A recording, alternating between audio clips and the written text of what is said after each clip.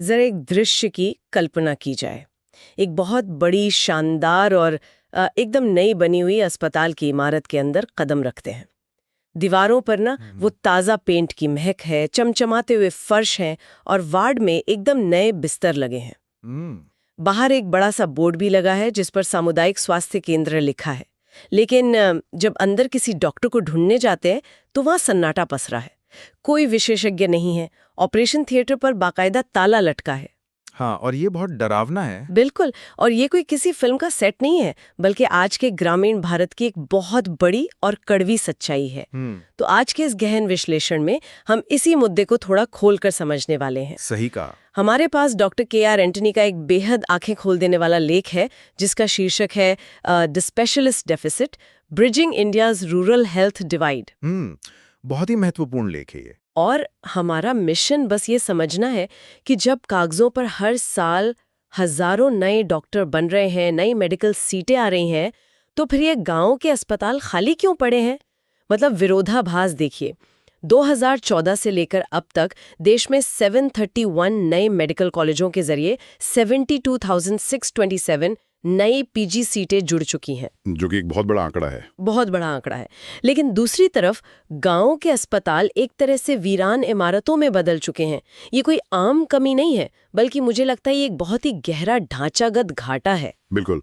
और ये ढांचागत घाटा इसलिए भी इतना गंभीर है ना, क्योंकि हम समस्या को गलत तरीके से हल करने की कोशिश कर रहे हैं। गलत तरीके से कैसे? देखिए, अगर इस पूरी स्थिति को बड़े नजरिए से देखा जाए तो हमारी नीतियां सिर्फ प्रोडक्शन पर टिकी हैं, मतलब उत्पादन। ऐसा मान लिया गया है कि अगर हम बस मेडिकल कॉलेज की संख्या बढ़ा देंगे तो अपने आप डॉक्टर गांव तक पहुंच जाएंगे। हाँ, जैसे कि कोई जादू हो जाएगा। वही तो। लेकिन डॉक्टर एंटनी का शोध ये साफ तौर पर बताता है कि केवल डॉक्टरों का उत्पादन बढ़ाना समाधान नहीं है। असली चुनौती उनके डिस्ट्रीब्यूशन की है, यानी वितरण की। वितरण। हमने मशीनरी तो लगा दी जो हर साल हजारों विशेषज्ञ तैयार कर रही है, लेकिन उस मशीनरी से निकले हुए विशेषज्ञों को उन जगहों तक पहुंचाने का कोई चैनल या सिस्टम ही नहीं बनाया जहां उनकी सबसे ज्यादा जरूरत है। और यहीं पर वो आंकड़े सामने आते हैं जो सच में सोचने पर मजबूर कर देते हैं। मतलब अगर हमारे पास 72,000 से ज्यादा नई सीटें आ गई हैं, तो फिर ये डॉक्टर आखिर जा कहाँ रहे हैं? बिल्कुल। लेख में ग्रामीण इलाकों में विशेषज्ञों की कमी के जो आंकड़े दिए गए हैं, वो इस पूरी वितरण प्रणाली की विफलता को बहुत स्पष्ट कर देते हैं। और ये आंकड़े सिर्फ विफलता नहीं दिखाते, बल्कि एक बहुत बड़े संकट की ओर इशारा करते हैं। पूरे देश के ग्रामीण इलाकों में 5,491 सामुदायिक स्वास्थ्य केंद्र हैं, जिन्हें हम CHC कहते हैं। हाँ, CHC। ये CHC कोई छोटी मोटी डिस्पेंसरी नहीं होते। ये वो केंद्र हैं जिन पर कई गांवों की आबादी सर्जरी और गंभीर बीमारियों के इलाज के लिए निर्भर करती है।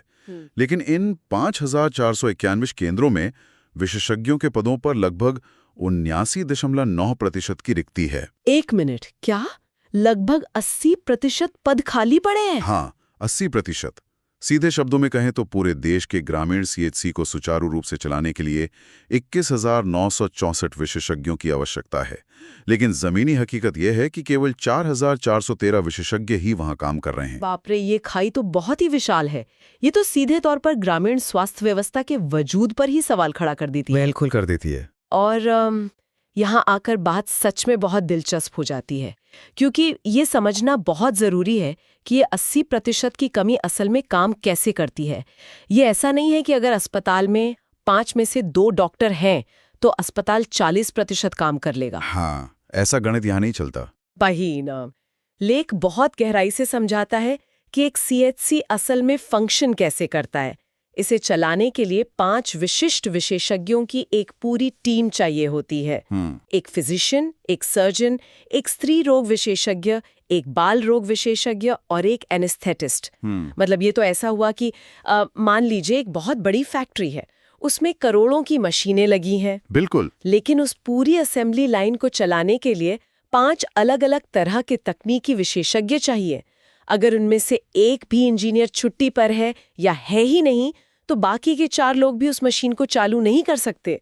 पूरी की पूरी फैक्ट्री ठप पड़ी रहेगी। ये जो फैक्ट्री वाली बात आपने कही ना, ये इस पूरी व्यवस्था की सबसे बड़ी खामी को उजागर करती है। चिकित्सा विज्ञान में, विशेषकर एक अस्पताल की सेटिंग में, सब कुछ एक दूसरे से जुड़ा हुआ है। हाँ, इसे एक वास्तविक स्थिति से समझते हैं। मान लीजिए रात के समय कोई गर्भवती महिला गंभीर स्थिति में CHC पहुंचती है और उसे तुरंत सिजेरियन ऑपरेशन की जरूरत है। हाँ, इमरजेंसी है। इमरजेंसी है। अस्पताल में एक बहुत ही काबिल स्त्री रोग विशेषज्ञ मौजूद है, ऑपरेशन थिएटर भी एकदम तैयार है, लेकिन मरीज को बेहोश करने के लिए वहां एनेस्थेटिस्ट नहीं है। तो ऐसे में वो सर्जन भी कुछ नहीं कर सकते? बिल्कुल कुछ नहीं कर सकती। बिना एनेस्थेटिस्ट के सर्जरी करना लगभग असंभव है। और बात यहीं खत्म नहीं होती। अच्छा। मान लीजिए एनेस्थेटिस्ट भी है और बच्चे का जन्म हो जाता है, लेकिन नवजात शिशु को सांस लेने में तकलीफ है।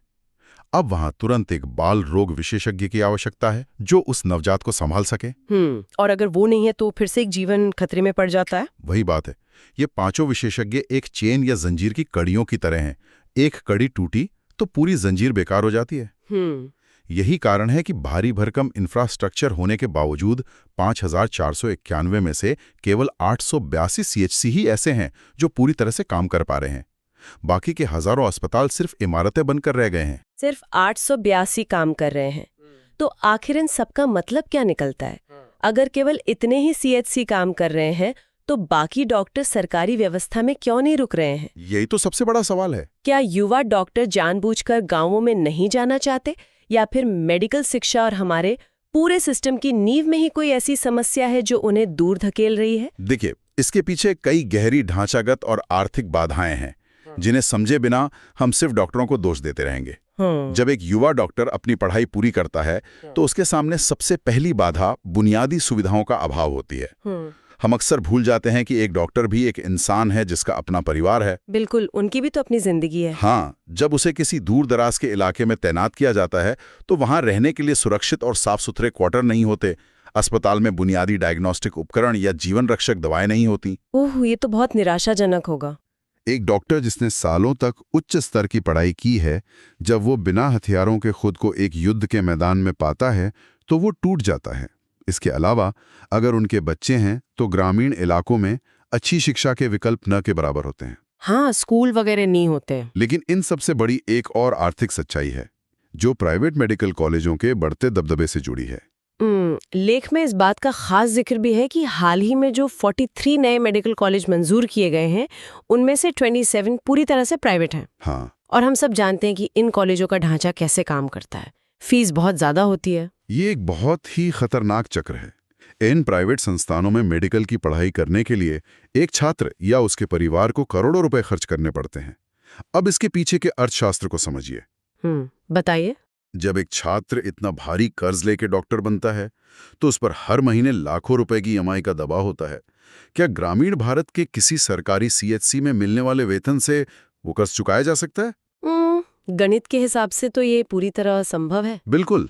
ऐसे में उस युवा डॉक्टर पर सरकारी सेवा करने की कोई कानूनी बाध्यता भी नहीं होती और आर्थिक मजबूरी उसे सीधे बड़े शहरों के कॉर्पोरेट अस्पतालों की तरफ धकेल देती है जहां वो अपनी लगाई गई पूंजी को वापस पा सके।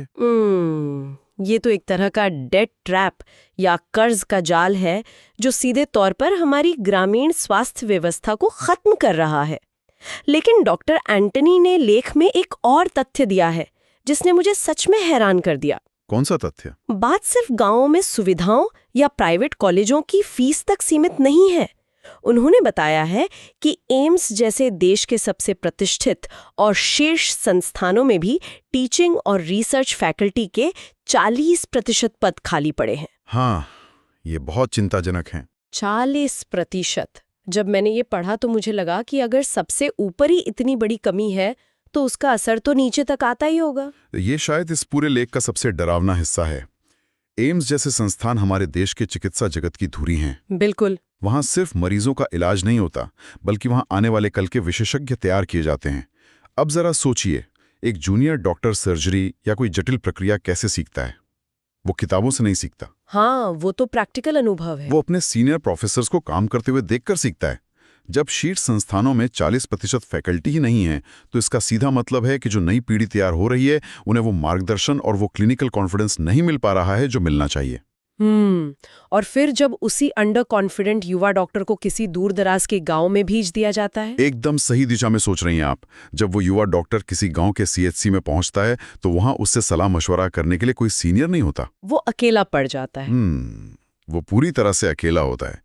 ऐसे में अगर कोई जटिल केस आ जाए तो वो रिस्क लेने से डरता है, क्योंकि उसकी ट्रेनिंग में वो आत्मविश्वास भरा ही नहीं गया है। तो वो क्या करता है फिर? नतीजा ये होता है कि वो डॉक्टर मरीजों का इलाज करने के बजाय उन्हें सीधे शहर के बड़े अस्पतालों में रेफर करना शुरू कर देता है। आहो। इसलिए फैकल्टी की कमी सिर्फ एक अकादमिक समस्या नहीं है, ये सीधे तौर पर ग्रामीण मरीजों के रेफरल और उनकी जान से जुड़ी समस्या है। अब यहाँ से एक बहुत ही तार्किक सवाल उठता है। अगर गांव में डॉक्टरों के लिए घर नहीं है, अस्पतालों में उपकरण नहीं है और शीर्ष संस्थानों में फैकल्टी नहीं है, तो सरकार जो हर साल स्वास्थ्य के नाम पर हजारों करोड़ों का बजट पास करती है, वो पैसा आखिर जा कहाँ रहा है? इस सवाल का जवाब डॉक्टर एंटोनी ने बहुत ही बेबाकी से दिया है। हाँ। डॉक्टर एंटोनी अपने लेख में एक बहुत ही कड़ा तर्क देते हैं। उनके अनुसार वर्तमान में जो राजकोषीय दृष्टिकोण है वो पूरी तरह से ईंट और गारे या ब्रिक्स एंड मोर्टार मॉडल पर अटका हुआ है। ईंट और गारे का मॉडल मतलब बस इमारतें बनाना? बिल्कुल। बजट का एक बहुत बड़ा हिस्सा पूंजीगत व्यय यानी नई इमारतों के निर्माण पर खर्च कर दिया जाता है। लेकिन एक अस्पताल केवल कंक्रीट की दीवारों से तो नहीं चलता ना। सही बात है। उसे चलाने के लिए जो रोजमर्रा का खर्च होता है, जिसे ऑपरेशनल खर्च कहते हैं, उसे पूरी तरह से नजरअंदाज कर दिया जाता है। जैसे दवाइयां खरीदना, ब्लड टेस्ट के लिए केमिकल लाना, एम्बुलेंस के लिए डीजल का इंतजाम करना और सबसे जरूरी, संविदा पर रखे गए डॉक्टरों और स्टाफ को समय पर वेतन देना। इन सब चीजों के लिए बजट हमेशा कम पड़ जाता है। हाँ, लेख में इसे एक तरह का पॉपुलिस्ट एक्सपेंशन या लोकलुभावन विस्तार कहा गया है।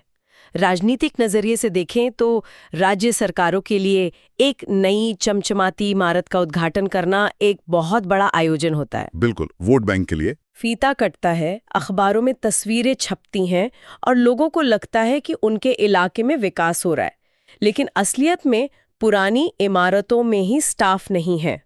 मतलब ये तो ऐसा हुआ कि किसी ने राजनीतिक दिखावे के लिए एकदम लेटेस्ट मॉडल का बहुत महंगा स्मार्टफोन खरीद लिया हो, लेकिन उसमें सिम कार्ड ही ना डाला हो। हाँ, सिम कार्ड ही ना हो और डेटा पैक का रिचार्ज कराने के पैसे भी बजट में ना रखे हों। अब वो खाली इमारतें केवल ग्लोरिफाइड पीएचसी या महिमा मंडित प्राथमिक स्वास्थ्य केंद्र बनकर रह गई हैं। सही कह रही हैं आप। बाहर बोर्ड सीएचसी का लगा है, लेकिन अंदर सुविधा एक छोटी डिस्पेंसरी वाली भी नहीं है। एक मरीज वहां हड्डी टूटने पर जाता है तो पता चलता है कि एक्सरे मशीन तो है, लेकिन उसे चलाने वाला टेक्नीशियन पिछले 6 महीने से नहीं है। ये जो स्मार्टफोन और सिम कार्ड वाली बात है ना, ये बिल्कुल सटीक तस्वीर पेश करती है। नई इमारत खड़ी करना एक ऐसा काम है जो सबको दिखाई देता है। इसका राजनीतिक लाभ तुरंत मिलता है, लेकिन किसी अस्पताल में डॉक्टरों की नियमित ड्यूटी सुनिश्चित करना, वहां समय पर दवाइयां पहुंचाना, उपकरणों का रखरखाव करना, ये सब अदृश्य या इनविजिबल काम है। अदृश्य काम, जिस पर किसी का ध्यान नहीं जाता। हाँ, ये प्रशासनिक मेहनत मांगता है जिसका उद्घाटन नहीं किया जा सकता।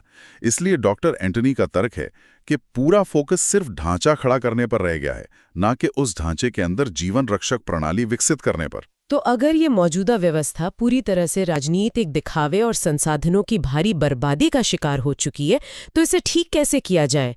क्योंकि केवल समस्या पर बात करने से तो कुछ नहीं होगा। बिल्कुल नहीं होगा। डॉक्टर एंटनी इस गहरी बीमारी के लिए क्या कड़े कदम या रणनीतिक बदलाव सुझाते हैं? डॉक्टर एंटनी ने 4 प्रमुख रणनीतिक बदलावों की वकालत की है और ये बदलाव मौजूदा व्यवस्था को पूरी तरह से झकझोरने वाले हैं।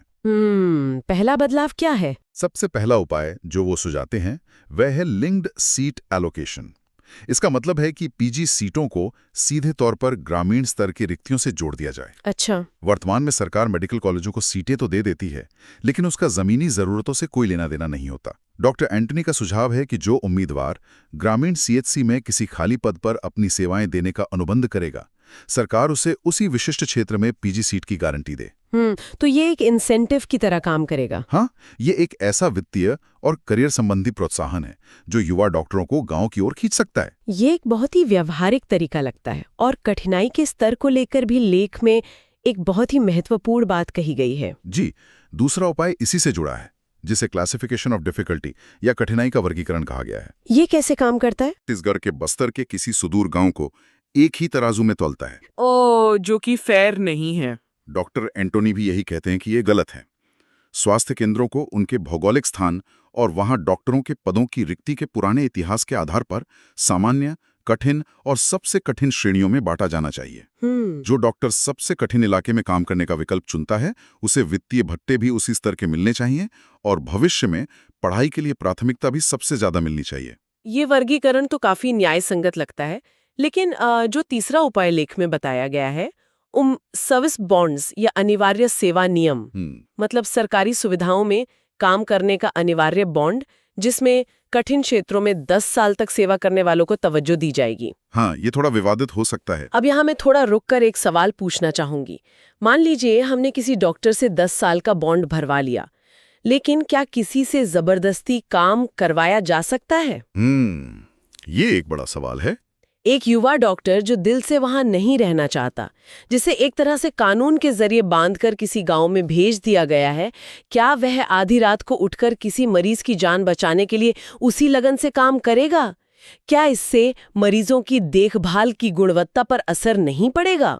ये एक बहुत ही जायज और गहरा सवाल है। जब आप किसी पेशे को, खासकर चिकित्सा जैसे संवेदनशील पेशे को कानूनी रूप से बांधते हैं, तो वो उत्साह और सेवा भाव अक्सर गायब हो जाता है, जो स्वेच्छा से आने पर होता है। बिल्कुल। एक नाखुश डॉक्टर कभी भी बेहतरीन इलाज नहीं दे सकता, लेकिन डॉक्टर एंटनी इस कड़े कदम का समर्थन इसलिए करते हैं क्योंकि आज का संकट इतना विकराल हो चुका है कि इसे केवल डॉक्टरों की इच्छा पर नहीं छोड़ा जा सकता। एक बहुत बड़ा वर्ग बिना इलाज के दम तोड़ रहा है। तो ये एक कड़वी दवा है, और शायद मेरी इस शंका का जवाब लेख के उस चौथे सिद्धांत में छिपा है, जिसने मुझे सबसे ज्यादा प्रभावित किया।